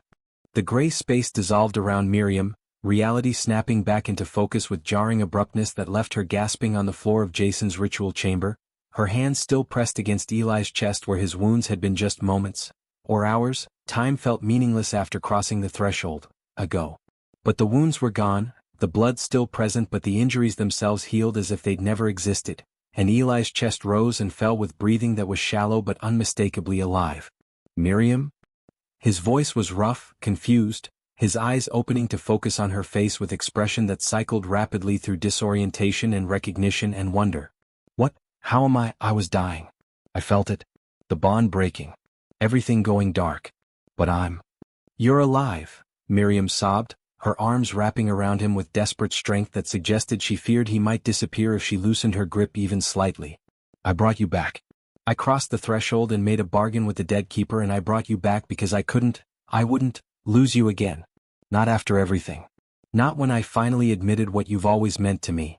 Eli's arms came up to hold her, his body trembling with the aftershocks of resurrection, his mind clearly struggling to process being alive when he had distinct memories of dying. What did you trade? He asked quietly, because he knew enough about supernatural bargains to understand that death didn't release souls without equivalent payment. What did it cost to bring me back? Before Miriam could answer, before she could explain the choice she'd made and the burden she'd transferred, a small voice cut through the moment with innocent confusion that would haunt Miriam for years to come. Mom? Emma stood a few feet away, Tyler beside her, both of them having been moved to the far side of the ritual chamber during the chaos of battle and resurrection. But Emma's expression held something new, something that made Miriam's heart clench with mixture of guilt and grief. Mom, there's a woman standing right there. In white. She's waving at me. Can you see her? The ritual chamber was empty except for their group. Marcus and the other resistance members had moved to secure the compound's perimeter, leaving only Miriam, Eli, and the children in the space where so much blood had been spilled and so many impossible things had happened. There was no woman in white. No visible figure that human eyes could detect. But Emma could see her. Could see death walking, could perceive the spirits and the dying and all the things that existed in the space between mortal and eternal. The banshee gift had transferred completely, awakened in an 11-year-old girl who had no context for what she was experiencing, no training to manage abilities that most adults struggled to control. Emma, sweetheart, Miriam began, but her daughter interrupted with the kind of matter-of-fact tone that children used when describing things that seemed obvious to them even if adults couldn't perceive them. She says her name is Maeve. She says she's been waiting a long time to meet someone from our family who could actually see her. She says, Emma's brow furrowed in concentration, clearly listening to something only she could hear. She says I have grandmother's gift now. That I'm a banshee like the women in our line used to be before the bloodline weakened. But she says it's stronger in me than it was in her because I have other magic mixed in too. Wolf magic from Dad. Is that true, Mom? Am I really a banshee now? Miriam felt tears streaming down her face as she looked at her daughter, at the innocent confusion giving way to dawning comprehension that her life had just changed in ways she couldn't possibly understand yet. Yes, baby. You are. I'm so sorry. I had to make a choice and I chose to save Eli, but the price was transferring my abilities to you. You're going to be able to see and hear things other people can't. You're going to know when death is approaching. It's going to be overwhelming sometimes and frightening, and I wish I could have protected you from it. But I promise, I swear, I'll teach you how to manage it. I'll help you navigate what it means to carry this gift. Emma processed this information with the remarkable adaptability that children sometimes displayed when faced with impossible situations, her expression cycling through fear and wonder and finally settling on something approaching acceptance. The lady in white, Maeve, she says she'll help too. She says banshees aren't meant to navigate the gift alone. We're supposed to have guides from the other side who teach us how to listen without going crazy from all the death sounds. She paused, then added with typical 11-year-old pragmatism, I guess that's good? Because this is already really loud and I don't know how to make it quieter. We'll figure it out together, Miriam promised, pulling Emma into a hug while Tyler looked on with wide-eyed confusion that suggested he understood something significant had happened but couldn't quite grasp the supernatural implications. All of us. We're going to learn how your abilities work, how to control them, how to use them to help people instead of being overwhelmed by them. You're not alone in this, Emma. You'll never be alone in this. Eli had pulled himself to sitting position during this exchange, his body still recovering from the trauma of death and resurrection, but his attention focused entirely on the family drama unfolding before him.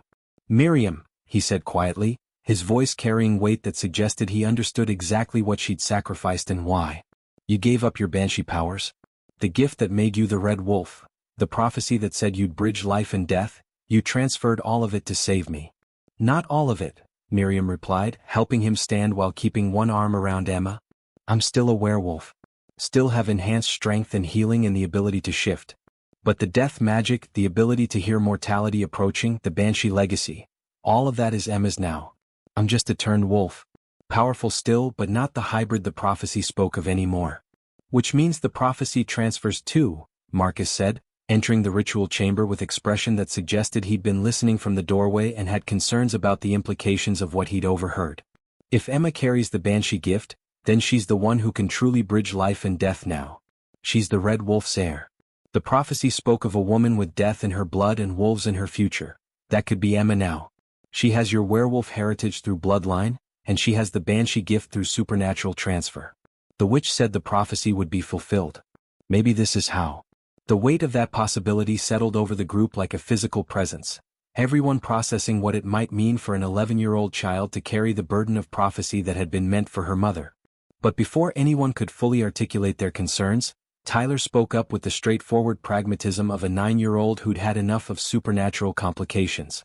Can we please leave now? He asked, his voice small and tired. This place is scary and it smells like blood and I want to go somewhere that isn't full of people who were trying to kill us. Please?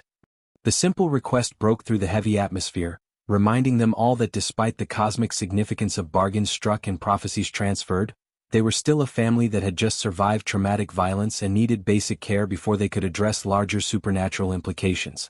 Miriam made the executive decision that tactical concerns and prophetic weight could wait until they'd gotten her children somewhere safe and relatively normal. Yes, she said firmly, gathering both Emma and Tyler close. We're leaving. All of us. Marcus, can you coordinate the resistance? Make sure everyone gets clear of this compound before authorities arrive? We need to disappear before someone starts asking questions we can't answer. Already handled, Marcus replied, his tactical mind clearly having worked through logistics while resurrection drama unfolded. We've gathered supplies, secured vehicles, established safe houses where people can scatter until we regroup. Jason's death means his coalition will fracture. Alphas will fight for power vacuum, hunters will lose their coordinating force, politicians will distance themselves from association with exposed criminal. We've won the battle, Miriam. But the war, that's going to take time to truly finish. They left Jason's compound as dawn broke over the horizon, painting the sky in shades of rose and gold that seemed obscene given the darkness of what had transpired within those walls. The resistance scattered as planned, small groups breaking off in different directions to avoid presenting single target for whatever retaliation might come from Jason's remaining allies. Miriam's family, because that's what they were now, regardless of how unconventional the configuration, took one of the secured vehicles and drove in silence for several hours, putting distance between themselves and the site of their trauma before anyone trusted themselves to speak. They stopped finally at a small cabin that Marcus had arranged as safe house, isolated enough to avoid unwanted attention but comfortable enough to actually feel like sanctuary rather than simply another hiding place. It was only after they'd arrived, after Emma and Tyler had been fed and cleaned and tucked into beds where they could sleep without fear of attack, that Miriam and Eli finally had opportunity to truly talk about what had happened and what it meant for their future. "You died for my children," Miriam said quietly, standing on the cabin's porch and watching the sun complete its rise over forest that stretched in every direction. "You sacrificed yourself to save Emma when Jason was going to kill her. After everything, after I pushed you away, after I blamed you for choosing me in the fire, after all the distance I maintained between us, you still prioritized their lives over your own." "They're your children," Eli replied, joining her on the porch with careful movements that suggested his resurrected body was still adjusting to being alive again. "Which makes them important to me by default, regardless of biology or complicated history. I've loved you since before you knew what love meant, Miriam. Protecting what matters to you has never been a choice I had to think about. It's just who I am when it comes to you." "The mate bond," Miriam said, and this time there was wonder in her voice rather than resistance. "I spent so long trying to deny it, trying to convince myself that what we had was just teenage infatuation amplified by supernatural connection. But it's real, isn't it? This thing between us. It survived a decade of torture, survived you being buried alive, survived me marrying another man and having his children, survived betrayal and grief and every obstacle that should have destroyed it. It's actually unbreakable." "Unbreakable," Eli confirmed, his hand finding hers in the dawn light. "Which is why I'll spend the rest of my existence, however long you just bought me by bargaining with death itself, trying to be worthy of what you sacrificed to bring me back. You gave up the abilities that made you powerful, transferred them to your daughter, accepted that she'll bear burden you barely understood yourself, all to save me. That's not a debt I can ever truly repay, Miriam, but I can spend our lives trying." They stood together watching the sunrise, two people who'd been through hell multiple times over and somehow emerged still capable of love despite everything that should have destroyed their ability to trust or hope or believe in happy endings. Behind them in the cabin, Emma and Tyler slept, two children who'd survived horrors no kids should experience and would carry scars, both visible and invisible, for the rest of their lives. But they were alive. They were safe. And they had parents who would literally cross the threshold between life and death to protect them. It wasn't the ending Miriam had envisioned when Eli first appeared on her suburban porch looking like death itself. It wasn't the life she'd planned when she married Jason and tried to build normalcy from ashes of her murdered family. But it was real, and it was theirs, and it was hard-won in ways that made it precious despite, or perhaps because of, all the pain that had gone into creating it. "What happens now?" Miriam asked quietly, voicing the question they'd both been avoiding. "Jason's dead, his coalition fractured, the compound secured. The immediate threat is gone. But we're still fugitives as far as human authorities know. Still hunted by supernatural communities who see me as abomination. Still responsible for resistance movement that expects leadership neither of us particularly wants to provide. Where do we go from here?" "We rebuild," Eli replied with confidence that suggested he'd been thinking about this question longer than she had. "We take the resistance Marcus and the others have helped create and we turn it into something real.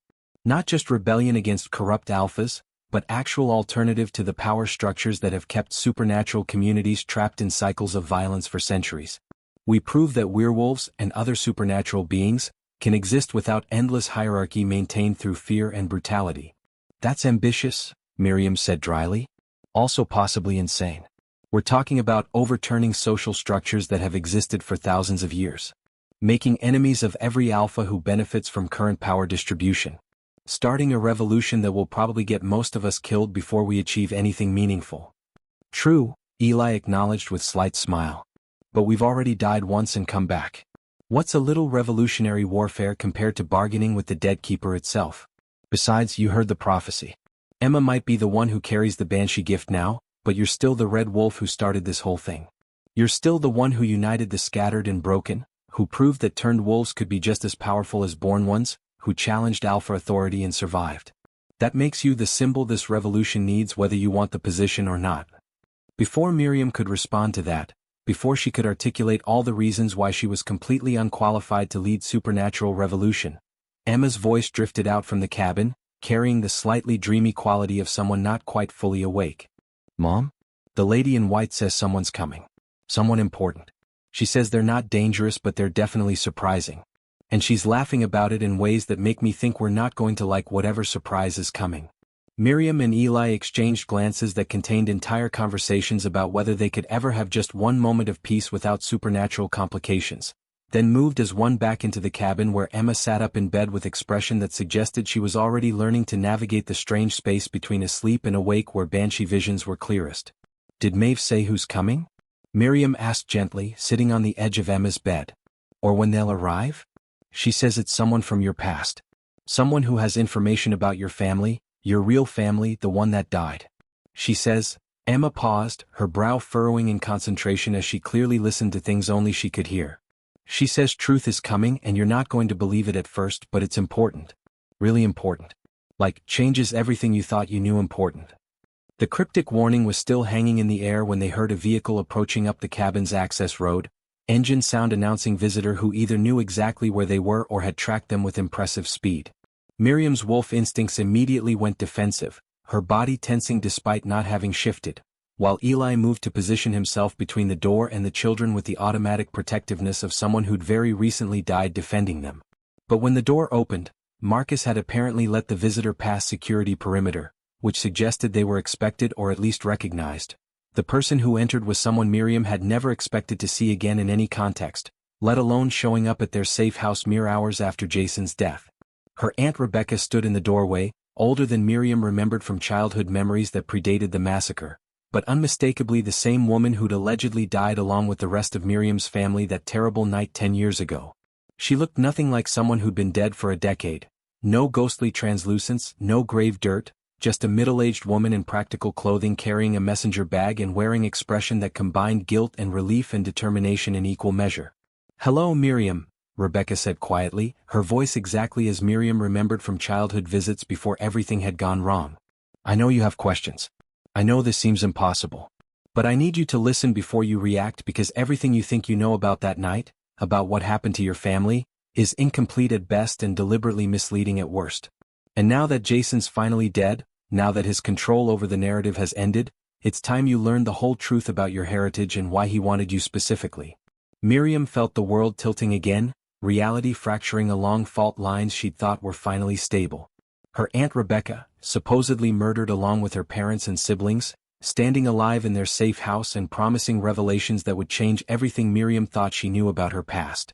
After everything they'd just survived, after resurrection and bargains struck with death itself, Miriam wasn't sure she had emotional capacity for more impossible revelations. But Emma's voice, small and certain, spoke from behind her with the kind of prophetic clarity that suggested the banshee gift was already teaching her things Miriam had taken months to understand. "She's telling the truth, Mom. I can hear it in the death echoes around her. She's supposed to be here. And what she has to say," Emma's expression held wonder and concern in equal measure.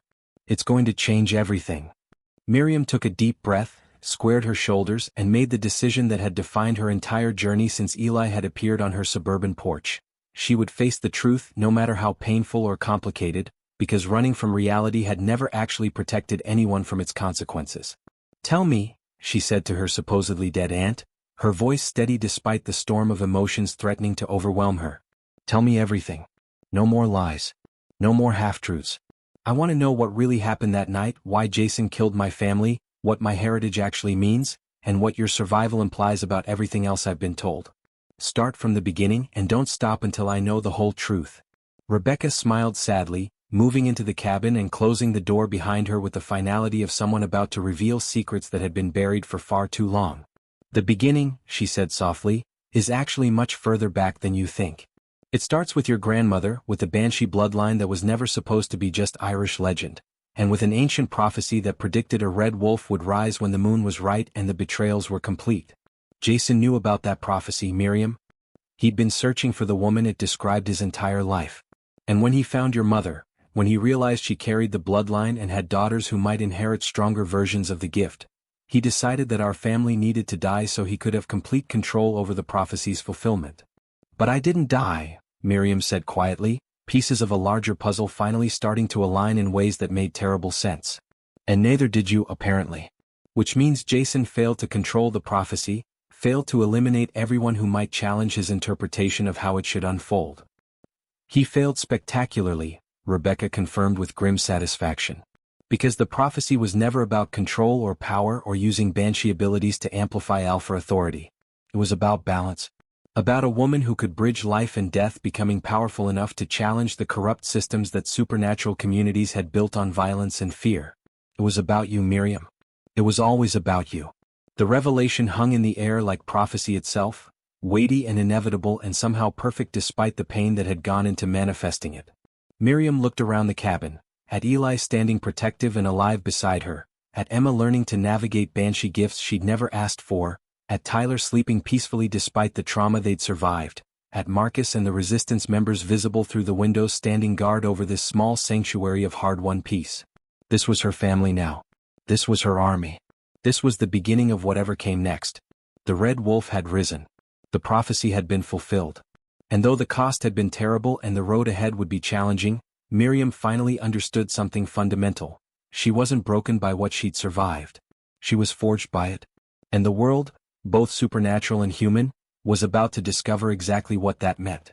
3 months after Jason's death, Miriam stood on the ridge overlooking the compound that had once belonged to her enemy and was now headquarters for what they were calling the Alliance, a coalition of supernatural beings dedicated to dismantling the corrupt Alpha system and building something better from its ruins.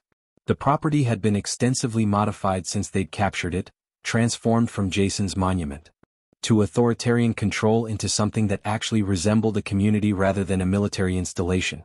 Below her, Omegas who'd been cast out from traditional packs trained alongside witches who'd grown tired of neutrality, hunters who'd decided supernatural beings deserved protection rather than extermination, and even a few born werewolves who'd recognized that the old ways were unsustainable. It was chaotic and messy and imperfect, but it was also real, proof that different supernatural factions could work together when given reason to trust each other. "You're thinking too hard again," Eli said, joining her on the ridge with the comfortable familiarity of someone who'd learned to read her silences. "I can practically hear your brain cataloging everything that could go wrong." "Everything can go wrong," Miriam replied, but she was smiling despite the concern. "We're basically starting a civil war within supernatural society. Half the Alpha Packs want us dead. Human authorities are still looking for the people responsible for Jason's death. And we're trying to lead a revolution with resources that would barely sustain a camping trip, let alone actual warfare." "True," Eli acknowledged. "But we're also still alive, which means we're ahead of where most people predicted we'd be 3 months ago. And we have something Jason never had. People actually believe in what we're building. They're not following out of fear or obligation. They're here because they want to be. That's powerful, Miriam. That's the kind of power that actually changes things." Movement caught Miriam's attention, and she watched as Emma emerged from the training grounds below, moving with the careful precision of someone who was constantly aware of death echoes around her. The banshee gift had been difficult for her daughter to adapt to. There had been weeks of nightmares and overwhelming sensory input and moments when Emma had begged for the abilities to be taken away. But Rebecca had been true to her word, teaching Emma how to navigate the gift with patience and understanding that came from watching their family carry the burden for generations. "She's getting stronger," Eli observed, following Miriam's gaze. "Not just with the banshee abilities but in general. I watched her lead a group of younger recruits through meditation exercises this morning. She's teaching them how to manage supernatural senses that can be overwhelming. 11 years old and already becoming a teacher." "She shouldn't have to be," Miriam said quietly, maternal guilt resurfacing despite knowing her choice had been necessary. "She should be worried about homework and friends and normal 11-year-old concerns. Not death predictions and revolutionary warfare and carrying burdens that most adults can't handle." "But she is handling it," Eli countered gently. "Maybe not perfectly, maybe not without struggle, but she's adapting. And she's doing it with support, yours, mine, Rebecca's, the entire community we're building. That's different from what you experienced, Miriam. You had to navigate your transformation alone, in crisis, with no guidance. Emma has all of us. That makes a difference." Before Miriam could respond, Marcus approached with expression that suggested news that was either very good or very bad with no comfortable middle ground. "We've received communication from 3 more packs in the region. They're requesting formal meetings to discuss potential alliance terms." "How many is that now?" Miriam asked, already doing mental calculations about resources and tactical implications. 12 packs total expressing interest, Marcus replied. Not all of them will actually join, some are probably just gathering intelligence, but it means we're reaching critical mass. Word is spreading about what we're building here, and it's resonating with people who've been waiting for viable alternative to traditional alpha authority. We're becoming significant enough that ignoring us is no longer an option. Which also makes us significant enough to be worth destroying, Eli added with tactical realism that came from decades of navigating supernatural politics. Every pack that approaches us is also a potential threat. We need to be careful about who we trust and how much access we give them to our operations. Agreed, Miriam said, her mind already working through security protocols and verification processes. Set up initial meetings in neutral locations. Small delegations only. And make sure Emma screens everyone who enters the compound. Her banshee abilities can detect deception in ways normal interrogation can't. If someone's planning betrayal, she'll sense the death echoes around their intentions before they can act on them. It was grim work, building revolution while constantly watching for knives in the dark, but Miriam had learned that this was reality of challenging entrenched power structures. Change came slowly and was contested at every step by people who benefited from maintaining status quo. But they were making progress despite the obstacles, creating something that future generations might remember as the beginning of actual transformation in supernatural society. That evening, after meetings and training and endless tactical discussions, Miriam found herself alone with Eli in their quarters, a modest room that served as both living space and strategic planning center.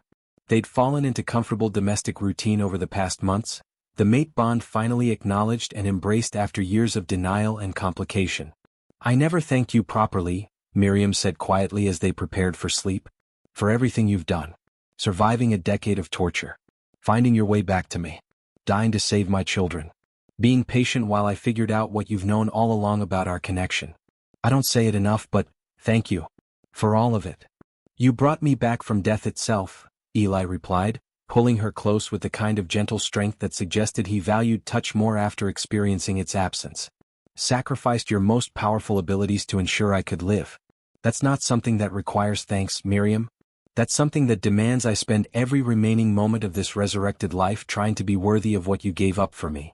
They held each other in the darkness, two people who'd survived impossible odds and emerged still capable of love despite everything that should have destroyed their capacity for trust. Outside their window, the compound hummed with activity that never quite stopped. Guards changing shifts, trainers working with night crews, strategists planning for battles that would eventually come whether they were ready or not. This was their life now. This was the future they'd fought so hard to create. Not perfect, not safe, but real and theirs and worth protecting with everything they had. In another part of the compound, Emma sat with Rebecca, learning techniques for managing banshee visions that had been passed down through their family for generations but never written down, never codified, always transmitted through oral tradition from one deathseer to the next. "The hardest part," Rebecca explained gently, "isn't hearing the death approaching. It's deciding which warnings to share and which to keep silent about. You can't save everyone, Emma. Sometimes death is necessary, sometimes it's earned, sometimes it's simply inevitable regardless of warnings. Learning to distinguish between deaths that should be prevented and deaths that should be allowed to unfold naturally, that's wisdom that takes years to develop." "How do I know which is which?" Emma asked, her young voice holding maturity that most adults never achieved. "How do I decide who deserves to be warned and who doesn't?" "You listen to your heart," Rebecca replied simply. "And you remember that carrying this gift doesn't make you responsible for preventing every mortality you perceive. It makes you witness to the natural cycles of life and death. Sometimes our job is just to bear witness with compassion rather than trying to change outcomes that are meant to unfold as they do." Emma nodded slowly, processing wisdom that would shape her approach to the banshee gift for rest of her existence. She understood now that what her mother had transferred to her wasn't just power, it was responsibility that required wisdom to wield properly. But she also understood that she wasn't alone in learning how to carry it. She had family, had community, had support that most banshees throughout history had never experienced. That made all the difference. As dawn approached over the compound, as another day of revolutionary work and tactical challenges and building something new from ruins of the old prepared to begin, Miriam found herself standing once again on the ridge overlooking the community they'd created. But this time she wasn't alone. Eli stood beside her, Emma and Tyler were visible in the training grounds below already starting their daily routines, and Rebecca was making her way toward them with expression that suggested more news that would require tactical response. This was family. This was home. This was the future worth fighting for.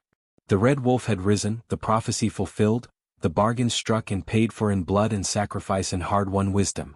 What came next would be challenging and dangerous and would require every ounce of strength they could muster. But they would face it together. As family. As army. As the beginning of transformation that would reshape supernatural society for generations to come. And that, Miriam understood with certainty that came from surviving hell itself, was exactly what the prophecy had intended all along. Want more stories like this? If you loved The Red Wolf, a tale of blood, betrayal and resurrection, don't miss these other dark supernatural tales. Subscribe to receive exclusive supernatural stories, character backstories, and early access to new releases. Explore the extended universe.